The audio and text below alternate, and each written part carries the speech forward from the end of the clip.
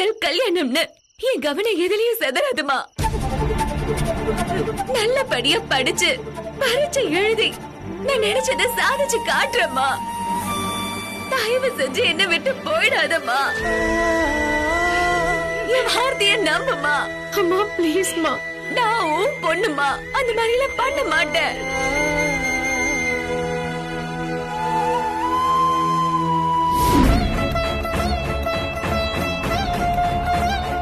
மயிலு அத்தையும் ரொம்ப பாவம் சார். உங்களை நோக்கடிக்கிறதோ இல்ல உங்க குடும்பத்தை அசிங்கப்படுத்துறதோ அவங்க நோக்கம் இல்ல சார். சூழ்நிலையாலதான் அவங்க அப்படிலாம் நடந்துக்கிட்டாங்க. தயவு செஞ்சு அவங்கள தப்பா நினைக்காதீங்க சார்.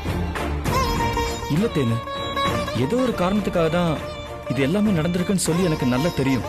ஆமா சார். அதை எப்படியாவது வெளியில கொண்டு வரணும்னு தான் நான் மயில் கிட்ட கொஞ்சம் ஹார்ஷா பேசினேன். அவ மேல எனக்கு எந்த கோபமும் இல்ல. ஆனா ஒரு விஷயம் மட்டும் எனக்கு கன்ஃபார்மா தெரியணும். அம்மா வார்த்தைக்கு கட்டுப்பட்டுதான் என் மேல மயில காதலே இல்லைன்னு சொன்னாளா? இதெல்லாம் நடக்காம போயிருந்தா என் காதல வெளிப்படையா ஒத்துட்டு இருந்திருப்பால. என்ன கல்யாணம் பண்ணிக்கவும் அவ சம்மதிச்சிருப்பால. கண்டிப்பா சார். நீங்க எந்த அளவுக்கு அவளை விரும்புறீங்களோ அதே அளவு, இல்ல இல்ல அதை விடவும் மேல உங்களை விரும்புறா சார். ஆனா பாவம் சார் அவ. நீங்களாவது அப்பப்ப மனசுல இருக்கிற காதல கொட்டி தீர்த்துடுறீங்க. அவ இதை இன்னும் ஏத்துக்கலங்கிற வேதனை மட்டும்தான் உங்களுக்கு. ஆனா அவ நிலைமைய யோசிச்சு பாருங்க சார். உள்ள காதல வச்சுக்கிட்டு அத வெளிப்படையா சொல்ல முடியாம தவிக்கிறதெல்லாம் நரக வேதனை சார். அந்த வேதனையில தான் அவ துடிச்சிட்டு இருக்கா. அன்னைக்கு நீங்க நேர்ல பேசணும்னு கூப்பிட்டப்ப கூட காதல சொல்லிடலாங்கிற ஆசையில தான் வந்தா. அப்பதான் அத்தைய ஊர்க்காரங்க அசிங்க அசிங்கமா பேசியிருக்காங்க. ஒவ்வொரு தடவையும் இப்படிதான் சார். அவ காதல ஒத்துக்கலான்னு நினைக்கிறப்பெல்லாம் யாராவது குறுக்கால வந்து கெடுத்துடுறாங்க சார். அன்னைக்கு சேலம் கெஸ்ட் ஹவுஸ்க்கு நான் வந்தது கூட தப்புதான் இப்ப கூட எனக்கு தோணுது சார். இல்லனா அன்னைக்கே ஒருத்தருக்கு ஒருத்தர் காதலையாவது சொல்லிருப்பீங்க. பரவாயில்ல விடுத்தேன்னு, முடிஞ்சத திரும்பி போய் மாத்தவா முடியும். மயில் என்ன காதலிக்கிறான்னு சொல்லி எனக்கு நிச்சயமா தெரிஞ்சிருச்சு. எனக்கு இது போதும் தேனு, இது போதும். இனிமே நான் அவங்க வீட்டுல பேசிக்கிறேன். எல்லா உண்மையும் எனக்கு புரிய வச்சதுக்கு ரொம்ப தேங்க்ஸ் தேனு.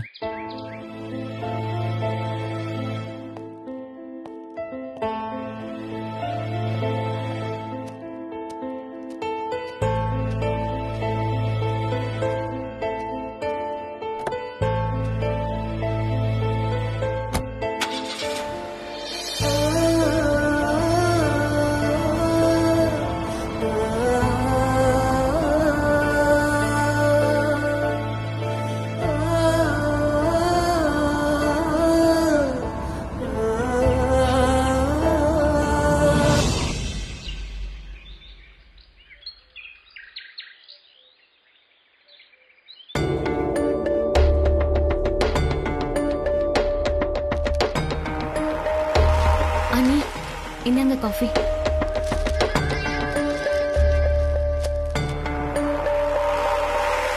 மாமா காஃபி எடுத்துட்டு வருவா. என்னாச்சு அண்ணி? அறிவு இருக்கா உனக்கு? காஃபில சக்கரை டப்பாவை அப்படியே கொட்டி வச்சிருக்க. அது எப்பவும் போடுற மாதிரி தான் அண்ணி போட்டேன். கிழிச்ச. உன் காஃபியோட லட்சணம் என்னன்னு நீயே குடிச்சு பாரு.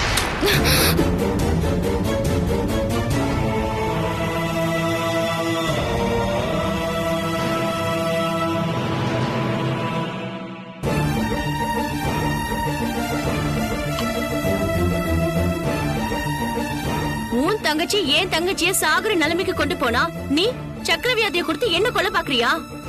இல்ல அண்ணா. ஏய், என்ன நீ திரும்ப திரும்ப பேசிக்கிட்டு சொல்றால? டக்குன்னு உள்ள போய் பொண்ணுக்கு வேற காப்பி போட்டு கொண்டு வா. நில்லு. இது யாருவா? பணம் வந்து தொடப்பா. முதல்ல ஒரு துணியை கொண்டு வந்து சுத்தம் பண்ணு. ஏய், என்னடி இதெல்லாம்? சக்கரை அதிகமா இருந்தா வாயால சொல்லு. அதுக்கே நீ மூஞ்சில ஊத்துற? ஏய், ஏன் பொண்ணுடி அப்படிதான் பண்ணு. இந்த வீட்டுக்கு மருமவளா வந்து இம்புட்டு நாள் ஆச்சு, ஒரு காப்பி தண்ணி போட தெரியல அவளுக்கு நீ வக்காலத்து வாங்கிட்டு வந்து நிக்கிறியாக்கு.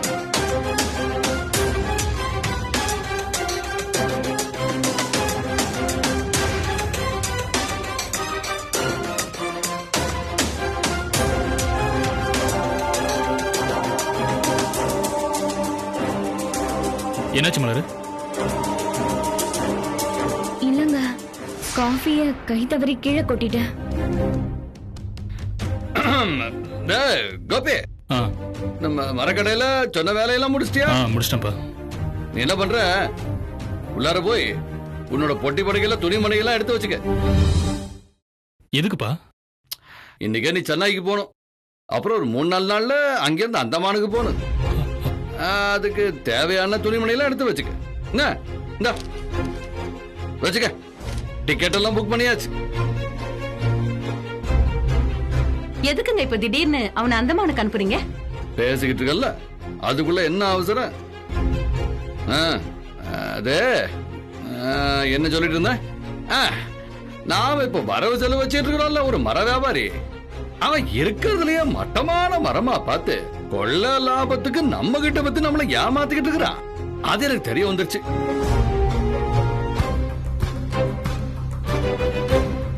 அதனால நீ போய் அந்தமான்ல உட்காந்து ஒரு 4-5 வியாபாரியா பார்த்து பேசு. எவன் நல்ல தரமான மரமா நமக்கு ஏத்த ரேட்டு கொடுக்குறானோ அவங்கிட்டே வியாபாரத்தை பேசி முடிச்சிட்டு வா. என்ன? சரிப்பா. எப்படி உனக்கு வேலை முடிய ஒரு 3-4 மாசமாவது ஆகும்னு நினைக்கிறேன். அதனால அதுக்கு ஏத்த மாதிரி துணிமணி எல்லாம் எடுத்து வச்சுக்கிட்டு கிளம்பு.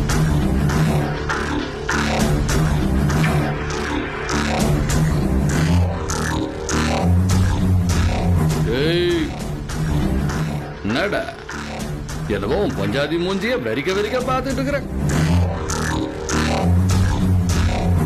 அவ தலையாட்டாத்தான் போலாமா வேணாமான்னு நீங்க முடிவு பண்ணுவீங்களாக்கு? அப்படி எதுவும் இல்லப்பா. வரவேதுக்கிட்ட நேரத்தவே நடிச்சிட்டு இருக்கிற. போட போய் பொட்டி எடுத்துட்டு கிளம்புற வேலையை பாரு. சரிப்பா. போட.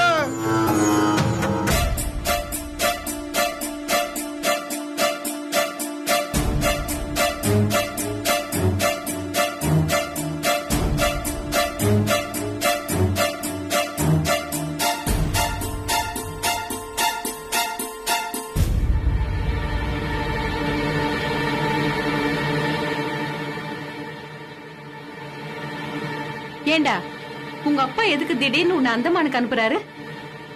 மா, காரணம் என்னன்னு அவர் தான் சொன்னாரேமா. 4-5 நாள்னா பரவாயில்லடா, 2-3 மாசம் இருக்கணுங்கிறாரு. உங்களுக்கே இப்பதான் கல்யாணம் முடிஞ்சிருக்கு. இப்ப போய் புருஷனும் பொண்டாட்டியும் பிரிஞ்சிருக்கிறது சரியில்லடா. எனக்கும் தனியா போறதுல இஷ்டம் இல்லதாமா. ஆனா அப்பா சொல்லிட்டார்ல. சரிப்பா. மலரு, போனை கொஞ்சம் எடுத்துட்டு வா.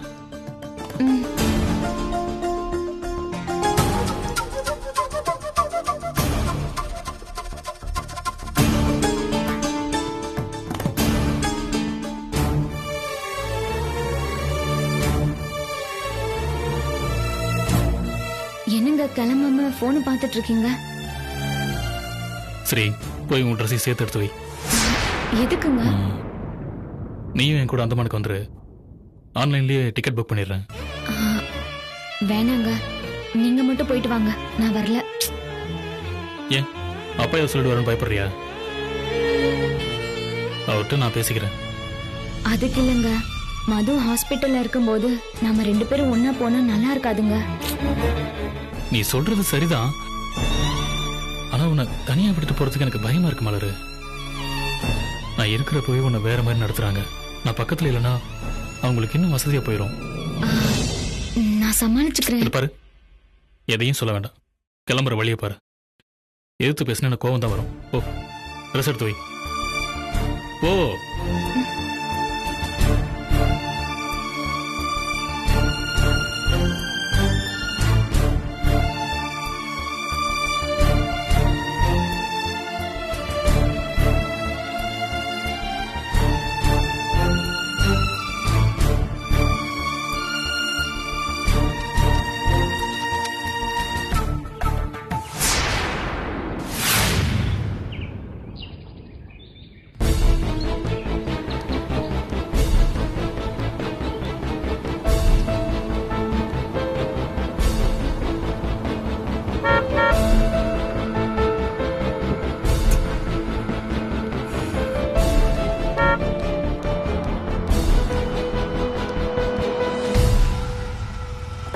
மயிலு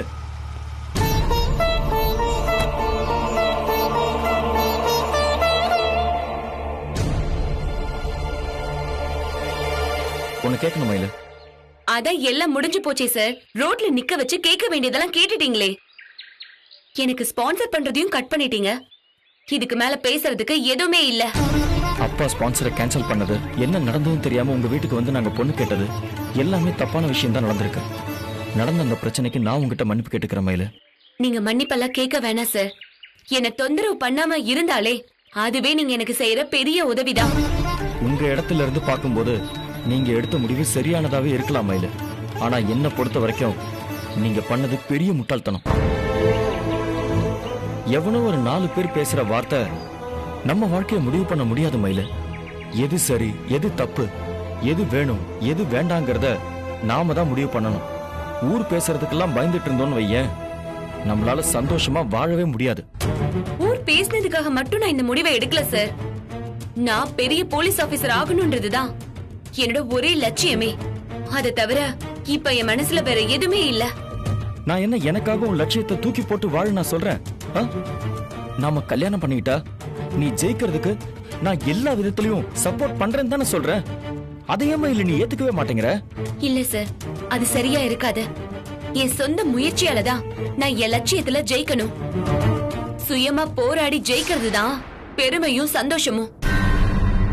உங்க பணத்தால ஜெயிச்சா அது என்னோட வெற்றியா இருக்காது சார். அது உங்க பணத்தோட வெற்றியா தான் இருக்கும். இங்க பாரு, நேர்மையான வழியில ஜெயிக்கிறது தான் முக்கியம் மயிலு. நீ ஒன்னும் குறுக்கு வழியில போகல.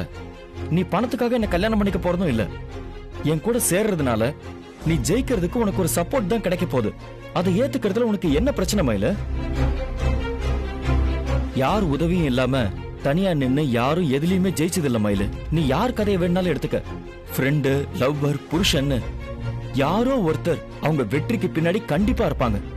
அப்படிதான் மயிலு நானும் இருக்கணும்னு நினைக்கிறேன். ஒரு ஸ்பான்சரா என் உதவியை ஏத்துப்ப, ஒரு புருஷனா என் உதவியை ஏத்துக்க மாட்டேன்னா எப்படி மயிலு?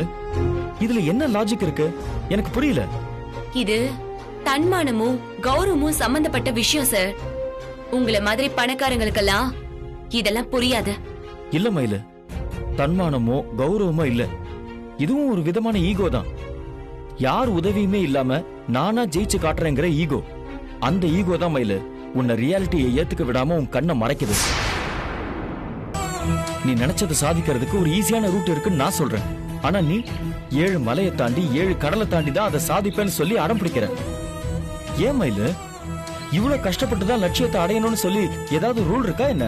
நீயும் ஆன்ட்டியும் அப்படி ஏதாவது சபதம் எடுத்திருக்கீங்களா? வறுமைய ஒரு பெருமையா நினைக்கிறதே ஒரு நோய் தான் மயிலு. உன் தியரி படி பார்த்தா பணம் இல்லாதவங்க போராடி ஜெயிக்கிறது தான் உண்மையான வெற்றி. அப்படின்னா பணம் இருக்கிறவங்க ஜெயிக்கிறதுக்காக கஷ்டப்படுறதே இல்லையா? ஏழைங்கன்னா நல்லவங்க, வசதியானவங்கன்னா அவங்களுக்கு எதிரானவங்களா? உங்க கேள்விக்கெல்லாம் என்னால பதில் சொல்ல முடியாது சார். பொறுமையா விலைக்கு சொல்ற நிலைமையிலயும் இப்ப நான் இல்ல. என்ன விட்டுருங்க ப்ளீஸ். மயிலு மயிலு மயிலு, ரெண்டுல ஒண்ணு தெரியாம நான் உன்னை விடுறதா இல்ல. நீ ஐபிஎஸும் ஆகணும், நம்ம கல்யாணமும் நடக்கணும். 2 பேரும் ஜெயிக்கணும்னு நினைக்கிறதான நியாயமான ஆசை. ஆனா நீ உன் லட்சியத்துக்காக என்னைய தூக்கி எறிய தயாராயிட்ட. இனிமேலும் நான் பக்குவமா பெருந்தன்மையா நடந்துக்கிறதுல எந்த அர்த்தமும் இல்ல. உனக்கு உன் லட்சியம் முக்கியம்னா எனக்கு என்னோட விருப்பம் முக்கியம். நீ உன் லட்சியத்துல ஜெயிக்கிறத விட நாம வாழ்க்கையில ஜெயிக்கணும்னு தான் நான் ஆசைப்படுறேன். உன் மனசுல அந்த மாதிரி எதுவுமே இல்லைன்னா நான் இவ்வளவு தூரம் வந்து பேசிருக்கவே மாட்டேன். ஆனா நீ உன் மனசுல இருக்கிற எல்லாத்தையும் மறைச்சிட்டு லட்சியம் அது இதுன்னு சொல்லிக்கிட்டு குழம்பிக்கிட்டு இருக்க. இந்த குழப்பம் தான் மயில உன்னோட பிரச்சனையே. எனக்கு எந்த குழப்பமும் இல்ல சார். எனக்கு என்ன தேவைங்கிறதுல நான் தெளிவா இருக்கேன். அப்படின்னா கடைசியா உன்கிட்ட ஒண்ணு கேக்குறேன். உன் வாழ்க்கையில இப்ப நீ எதை செலக்ட் பண்ண போற? உனக்கு நான் வேணுமா இல்ல அந்த போலீஸ் வேலை வேணுமா? உன்னை இந்த மாதிரி கார்னர் பண்றதுல எனக்கு விருப்பம் இல்ல மயிலு. ஆனா நீ தான் இந்த சிச்சுவேஷன்ல கொண்டு வந்து நிறுத்திருக்க. நீ என்ன செலக்ட் பண்ணா உன் லட்சியத்துல நீ ஜெயிக்கிறதுக்கு 100% சான்ஸ் இருக்கு. ஆனா நீ உன் லட்சியம் தான் முக்கியம்னு சொல்லிட்டேன்னா நான் உனக்கு கிடைக்கவே மாட்டேன். உனக்கு நான் முக்கியமா இல்ல நீ ஐபிஎஸ் ஆவறது முக்கியமா? நல்லா யோசிச்சு ஒரு முடிவை சொல்லு. இதுல யோசிக்கிறதுக்கு என்ன சார் இருக்கு? ஐபிஎஸ் ஆகணுங்கிறது மட்டும்தான் என் மனசுல இருக்க ஒரே லட்சியம். அதுதான் என் ஆசை, காதல், விருப்பம் எல்லாமே. ஏய், நானும் பார்த்துட்டே இருக்கேன். எப்ப பார்த்தாலும் லட்சியம் அது இதுன்னு பெருசா பேசிக்கிட்டே இருக்க. என் மயிலு, என்னோட அருமை உனக்கு புரியலல்ல? என்ன விட உனக்கு அந்த காக்கி சட்டை தான் பெருசுன்னா நீ அதையே கட்டிட்டு அழு. பாய், குட் பை ஃபார் எவர்.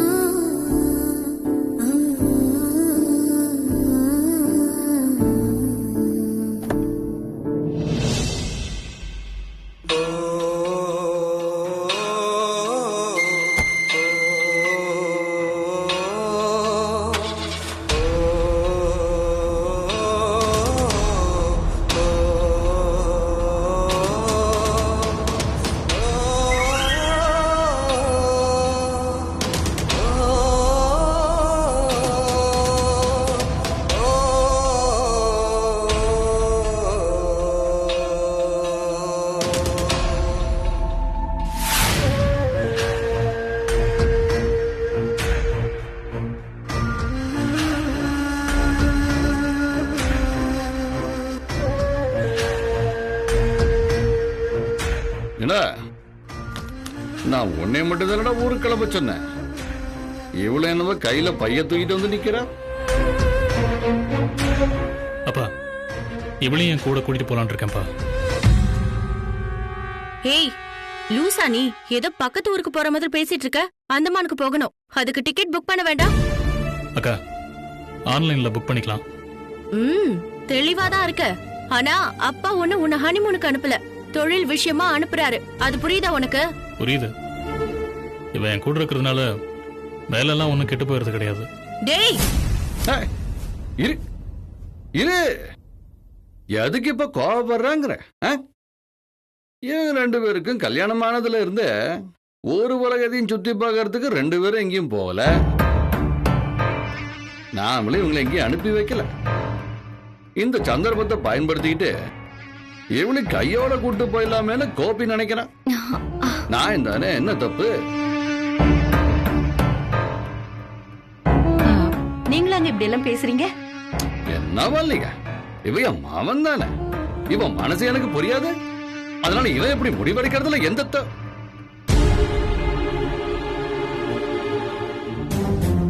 இருந்தாலும் முடிவெடுத்ததுல தப்பு இல்ல. ஆனா என்ன பிரச்சனைனா சூழ்நிலை தப்பா இருக்குதே.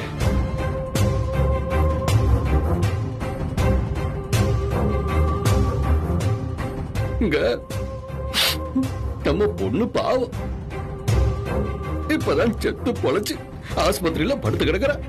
இன்னும் வீட்டை கூட வந்து சேரல. இந்த நிலைமையில இவன் பொண்டாட்டி கூட ஜோடி போட்டுக்கிட்டு ஊரை சுத்தி பார்க்க கிளம்புனா பாக்குறவங்க கண்ணது உறுத்தாது.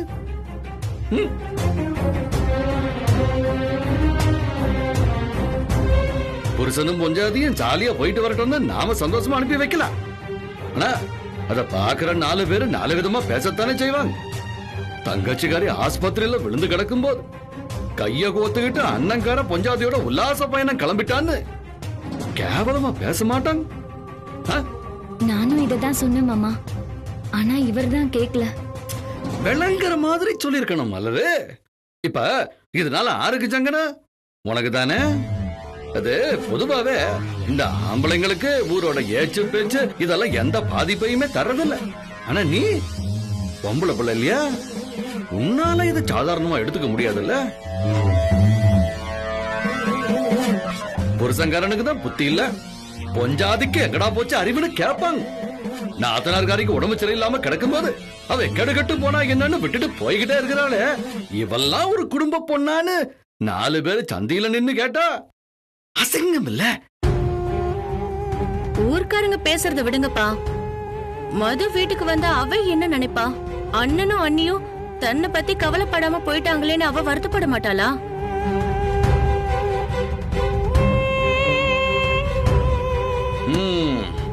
தாரு கோபி, நீ போய் அந்தமான்ல வேலையெல்லாம் முடிச்சிட்டு வா. அதுக்குள்ள இங்கேயும் பிரச்சனை எல்லாம் தீந்துரு. அதுக்கு பிறகு நீ தாராளமா மலரை கூட்டிட்டு எங்க வேணாலும் கிளம்பி போ. அவ்வளவு ஏன், நானே டிக்கெட் போட்டு தரேன். 2 பேரும் சாலியா போயிட்டு வாங்க. என்ன சொல்ற? நீ தயங்கறத பார்க்கும்போது நான் சொல்றதுல உனக்கு நம்பிக்கை இல்லையோன்னு தோணுது. ஏதோ என் மனசுக்கு பட்டதை நான் சொல்லிவிட்டேன். அதுக்கு பிறகு உன் இஷ்டம்டா. என்னங்க என்ன யோசிச்சுட்டு இருக்கீங்க? மாமா சொல்றதுதான் சரி. நீங்க மட்டும் போயிட்டு வாங்க, நான் இங்கே இருக்கேன்.